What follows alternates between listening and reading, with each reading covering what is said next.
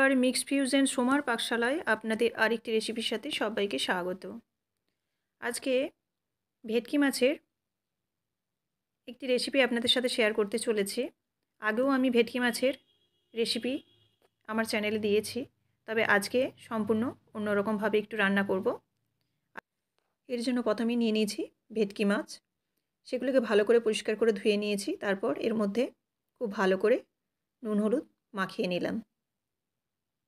এবার একটা কড়াইয়ের মধ্যে দিয়ে দিচ্ছি সরষের তেল। তেলটা গরম হলে এর মধ্যে দিয়ে দিচ্ছি লম্বা করে কেটে রাখা আলু। আলুগুলো দেওয়ার পর নুন হলুদ দেব। নুন হলুদ দিয়ে আলুগুলোকে একটু ঢেকে দেবো, যাতে সেদ্ধ এবং ভাজা দুটোই হয়ে যায়। মোটামুটি এখানে আলুটা প্রায় 60% মতো সেদ্ধ হয়ে যাবে। তারপর বাকিটা রান্নার সময় সেদ্ধ হবে। আলুটাকে এভাবে লাল করে ভেজে তুলে নেব। এই রেসিপিটি খুব সহজেই হয়ে যায় এবং খেতে কিন্তু ভীষণই সুস্বাদু হয়। তো আপনারাও অবশ্যই এই রেসিপিটি ট্রাই করবেন। আলুগুলো ভেজে তুলে নিলাম। এবার এর মধ্যে দিয়ে দিচ্ছি মাছ। যে মাছগুলো নুন হলুদ মেখে রেখেছিলাম সেগুলো এই তেলের মধ্যে ভেজে নেব। মাছগুলোকেও একইভাবে মোটামুটি মিডিয়ামভাবে ভেজে নেব, খুব একটা লাল করার প্রয়োজন নেই। টাটকা মাছ হলে এমনিতেই খুব একটা বেশি ভাজার প্রয়োজন পড়ে না। মাছগুলোকেও ভেজে তুলে নিচ্ছি এবার। তারপরে আসছি মূল রান্নাতে। এই কড়াইয়ে যে তেল আছে এই তেলের মধ্যে আমি দিয়ে দেব একটা তেজপাতা। ফোড়নে সেরকম বিশেষ কিছু দিচ্ছি না। তারপরে দিয়ে দিচ্ছি কুচনো পেঁয়াজ। কুচনো পেঁয়াজটাকে নেড়ে ছেড়ে একটু নরম করে নেব। যখন এরকম হালকা করে ভাজা হয়ে যাবে আর পেঁয়াজটাও একটু বেশ নরম হয়ে যাবে,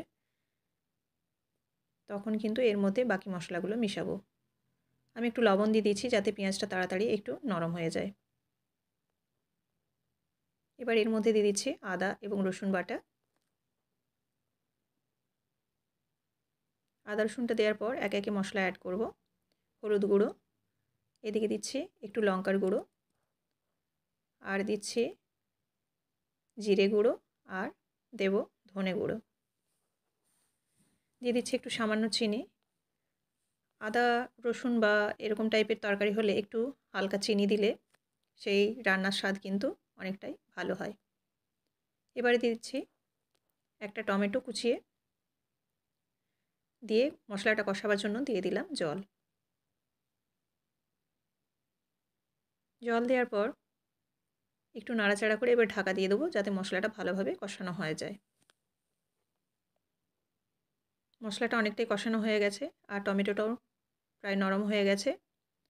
আমি টমেটোটাকে একটু হাতাটা দিয়ে চেপে চেপে ভালোভাবে পেস্ট করে নিচ্ছি এখানেই।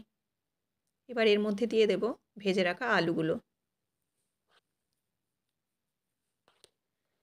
মশলাটা যখন কষা হয়ে যাবে তখন আলুগুলো দিয়ে একটু ঢেকে দেব। তারপর আলুগুলো একটু যখন কষা হয়ে যাবে তখন এর মধ্যে দিয়ে দেব জল। জলটা এখানে পরিমাণ মতো দিতে হবে, কারণ আমি এখানে ঝোল বানাবো না, মোটামুটি একটা গ্রেভি টাইপের বানাবো। সেই কারণে জলটা যে যার পরিমাণ মতো দেবেন। দিয়ে একটু ঢাকা দিয়ে দিলাম এবং যখন ফুটে যাবে তখন এর মধ্যে দিয়ে দেব ভেজে রাখা মাছগুলো। মাছগুলো দিয়ে দেওয়ার পর একটু নাড়াচাড়া করে তারপরে দিয়ে দেবো ঢাকা। একবার এপিট ওপিট উল্টে দিচ্ছি ঢাকাটা খুলে। আলু মোটামুটি এখানে সেদ্ধ হয়ে গেছে, সেজন্য আর সেরকমভাবে ঢাকা দেওয়ার প্রয়োজন পড়বে না। এবার আর একটু গ্রেভিটা ঘন হলে তারপর গ্যাসের ফ্লেমটা বন্ধ করব। তেজপাতাটা ফেলে দিলাম, এটার যা ফ্লেভার ছিল সব বেরিয়ে গেছে। আর দিয়ে দিলাম আর একটু সামান্য লবণ, কারণ খুব একটা আমি লবণ দিইনি, পেঁয়াজের সাথে খুব সামান্যই লবণ দিয়েছিলাম। আর নামাবার আগে দিয়ে দিচ্ছি বেশ কিছু ধনেপাতা কুচি। দিয়ে দিচ্ছি কয়েকটা চেরা কাঁচা লঙ্কা, দিয়ে ঢাকা দিয়ে দেবো গ্যাসের ফ্লেমটা বন্ধ করে 3 মিনিটের মতো। 3 থেকে 4 মিনিট পর আবার আসছি।